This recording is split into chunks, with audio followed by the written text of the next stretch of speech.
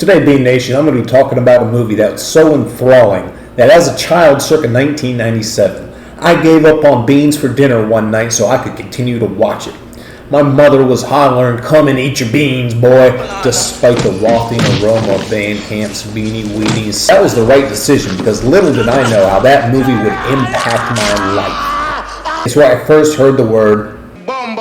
Of course, I'm talking about 1990's March for Death starring Steven Seagal. The antagonist, going toe-to-toe with that incredibly girthy man, was none other than Basil Wallace, who masterfully portrayed the deranged mystical voodoo priest by the name of Screwface. Screwface have 2 heads and 4 eyes, and that is the secret to his magic. They don't make multifaceted action flicks like this anymore. It had business insights, a huge cultural impact on the Wu-Tang Clan, allegedly, and most importantly, it had the potential to serve as a launching pad for a movie the world didn't know it was secretly clamoring for. Please join me as I explore these topics. First up, business insights with Steven Seagal.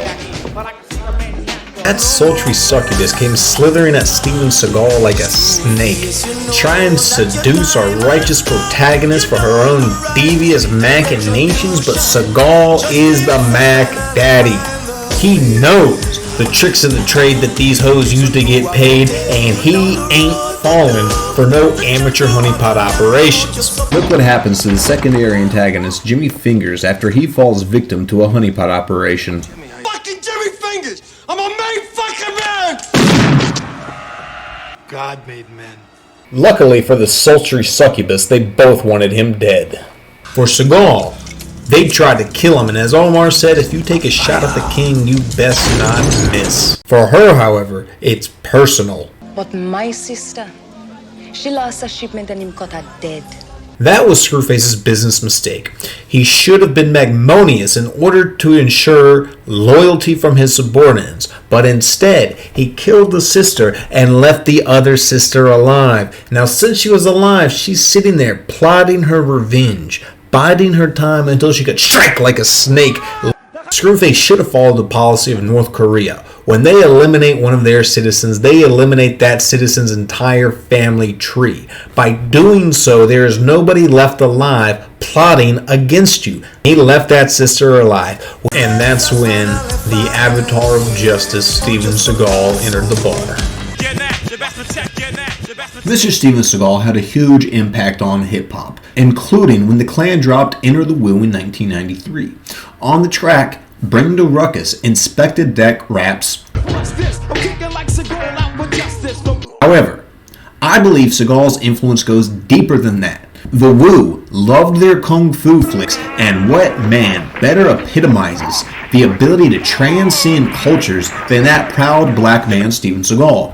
It is my contention that the line, "Protect your neck," was inspired by Marked for Death. During their duel, Seagal takes Screwface's manhood and leaves him with a bloody pussy, and Screwface immediately bent over to fondle himself. It was neither the time nor the place to explore her new orifice and get her rocks off. He made the cardinal mistake of leaving his neck exposed. After Seagal decapitates Screwface, he heads to the posse's hangout in order to disperse the remaining bumbleclots from him. Get the fuck out of town or die! Dead and about to be buried! When suddenly, In a twist nobody saw coming, Screwface could be in 2 places at the same time because it was actually twin bumbleclots. Seagal proceeds to deliver one of the most brutal beatings I've ever seen.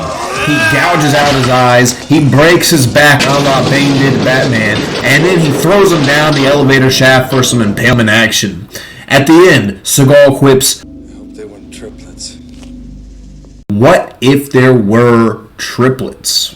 Now, as we can see, the Jamaican posse was also active in Los Angeles, New York, and Washington. And who was representing the posse's interest in LA? Well, none other than the third triplet, King Willie, who failed to protect his own neck from the Predator. Please donate money so I can obtain the rights from Warner Brothers and 20th Century Fox so I can create this masterpiece. Just remember, Bean Nation, the odds may seem long, but There's no stopping what can't be stopped. and no one's gonna stop me from making this movie for you, Bean Nation. Give me some of those beans. Fill me up with those green beans. Give me some of those red beans. Give me some of those black beans. Give me some of those beans.